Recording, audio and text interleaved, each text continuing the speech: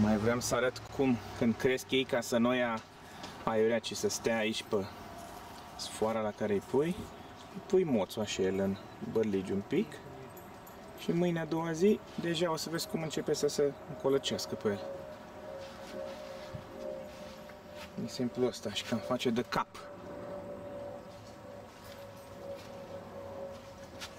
Așa că îl vom aduce pe linia de plutire. Îl încolăcim și cel mai important este să încolăcești moțul ăsta, cârlionțul ăsta. Okay? Și pe aia mâine el începe să încolăcească singur. Trebuie să-i dai doar ruta, ținta, că altfel o ia de nebun. I-am găsit cu mânuțele pe garpa alea în loc de sfoară. Și acum, dacă e 10 august, a fost plantat spre sfârșitul lui iunie, fără exagerare, și văd că au o creștere impetuoasă, ba chiar fructe, ca lumea, care așteaptă să se coacă. Multe productive, nene, și asta. Și făcute șansuri, deci irigarea are loc pe șans, deci nu le uiți așa pe fiecare. Și aici sunt șansuri create, deci pun furtunul aici, lasă să ducă apa pe șans până la capăt, aștept vreo 10 minute, după aia să suge și prin fenomenul de capilaritate de-a lungul nopții, că ud noaptea, trage și rădăcina, deci nu uzi planta, nu uzi tulpina, nu uzi nimic. La fel și la castraveți există un al doilea șans aici, care se duce apa. La fel și aici, un șanț așa, unul așa. Dau drumul la apă să curgă pe acolo și le irig. N-atinge planta, n-atinge frunza. Deci, așa arată ciorchinele. 1, 2, 3, 4, 5, chiar 6 are asta pe o parte. 6 ori 2, 12. Și aici 6 ori 2, 12. Dacă număr cât ciorchini sunt în ăștia, poate să atingă între 15 și 20. Și două grămadă de boabe. Și am mai uitat să filmez și productivitatea celorlalte roșii. Uite aici, nene. De parcă nu mă lăudasem destul. Să ne lăudăm ca lume, nene, cu producția. Ia zic, Isuța, ce mici erau astea când le-a pus tati, mai ții minte? Și uite ce monștri s-au făcut.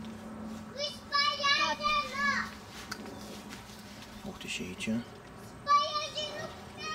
Giganți.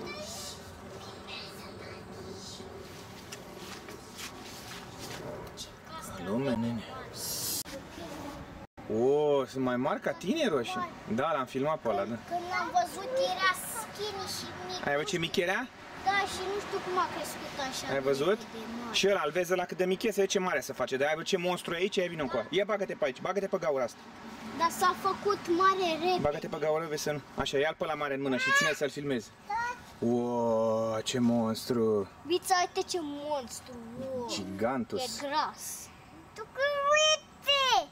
Dar ăsta mic pentru pizza! Da! Tati, care sunt? Lasă-l ușor să nu se rupă, lasă-l ușor acolo. Acolo era fosta... Da, da. Era fosta floricică, tati. În floricică îți face fructul. Productiv.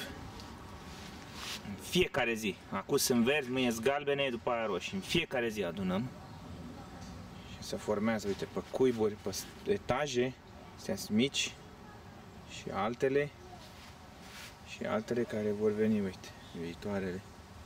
Cuiburi peste tot. Și cât ar avea? Hai să vedem. 1, 2, 3, 4, 5, 6, 7, 8.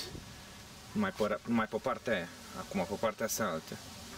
9, 10, 11, 12, 13, 14, 15, 16, 17, 18, 19, 20, 21, 22, 23, 24. Deci în medie cam 25-30 de ciorchini, a câte 12, că toate au 14 un ciorchine. Deci ăsta e un fir, efectiv.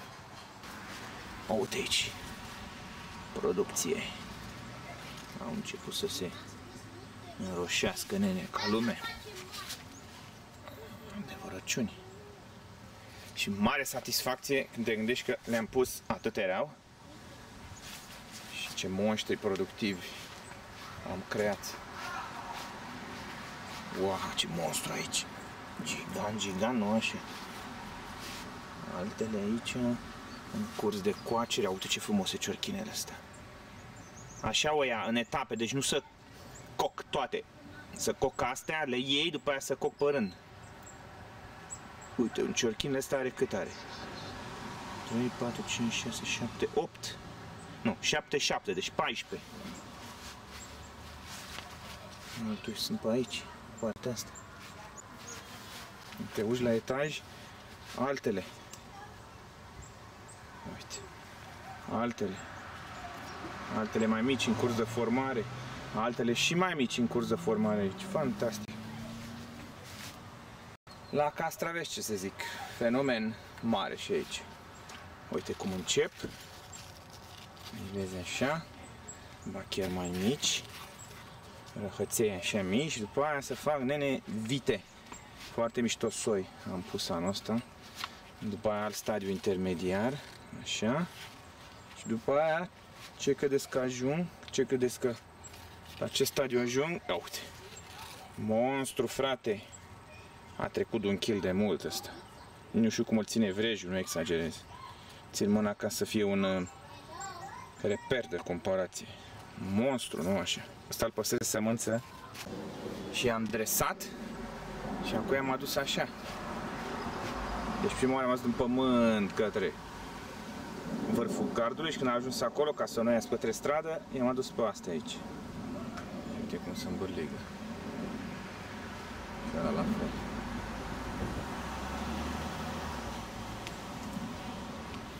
Și mai am unul de sămânță, un alt monstru. Și ăsta e însemnat gigant, gigant și ăsta nu așa. Mi-e frică să-l lax brusă, să rupă, deși e foarte zdravă în ăsta. Nu-mi închipuiam vreodată să mă pasioneze grădina și să mă relaxeze, cum se întâmplă acum. Totul a început într-o joacă, acum vreo 5 ani. Acum vreo 5 ani, când am plantat niște roșii. Acum, mare relaxare. Solul diferă și soarele diferă, mai puțin soare, dar tot să fac. Să coc ușor, ușor. Mă bucur că mi s-a prins vița de vie. Partea asta de aici e nouă crescută de când am pus-o. Acum trebuie să o urc și pe aia pe sfoară și plănuiesc să o pun pe tot gardul ăsta, stânga-dreapta, să fac un teu așa, să împânzesc tot gardul.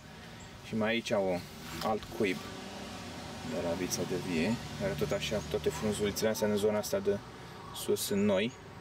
Se vede că s-a prins și chiar a început să crească masiv. Deci nici nu are 2 luni, dar se comportă foarte bine. După cum se vede, chiar una de aici începe să se îngălbenească, începe ușor, ușor să se coacă. Am fructe pe toate etajele. Vreau să specific, să menționez că când o iei roșia și o mănânci, nici nu se compară. Roșia asta crescută în curte organic, fără niciun chimical, cu alea din supermarket. Ce faceți, fetițelor? Cum vă jucați? Sau cookie. Faceți cookies? Culu! Ok, poți să pui pink sau nu. Și ăsta este ultimul lot.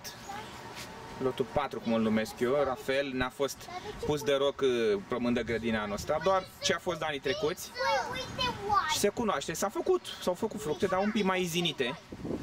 Și castraveciorii sunt oarecum mai iziniți, oricum nu sunt tipul ăla mare de acolo. Deci ăsta e un tip, ăla e un tip tot de, cum ar veni, de murat, dar mai mari. Ăsta este tip de murat, dar mai mici, uite cum sunt. Update, grădina la data de 26 august 2011. Este în perioada de maturitate maximă, spun asta pentru că nu-i mai las să crească. De momentul ăsta încep să-i infund, să le rup vârful ca să nu mai crească. Și pe ăștia acum. Sunt toți întorși așa, deci au crescut de jos, i-am ridicat și pe aia am întors pe altă sfoară și ca nebuni, uite, au venit pe aici. Și în continuu, vezi din ăștia mici, după aia în stadiu intermediar și după aia să fac monștri. Monștri ca ăsta care îl păstrez de sămânță. Aici este un gigant care, după calculele mele, are în jur de 2 kg. monstru.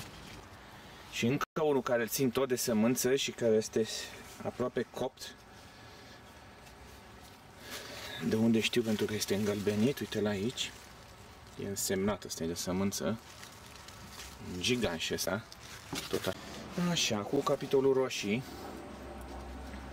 Monștri sacri. Copți, dar o crăpadă copți sunt. Să reculegem în curând. Am tot cules, astea sunt acum rodul 2. Chiar 3 practic.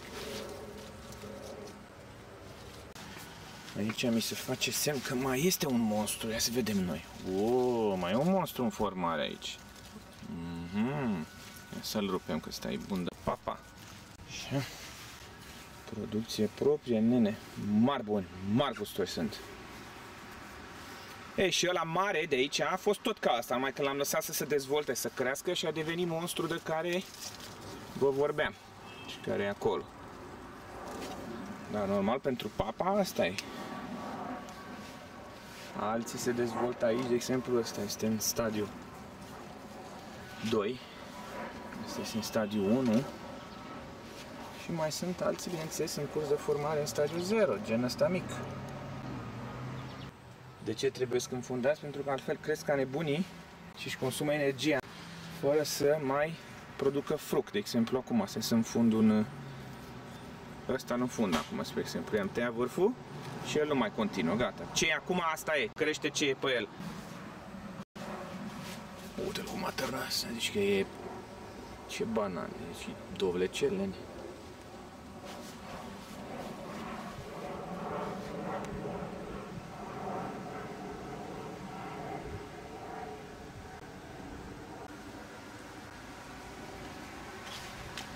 Iar aici am, ce am eu aici? Brocoli. Așa stau frunzele ca să poată să facă fructul care se formează aici. Totul organic la mine în curte, am uitat să specific. Niciun îngrășământ, nimic, doar pământ de grădină, grășat natural. Lotul 3.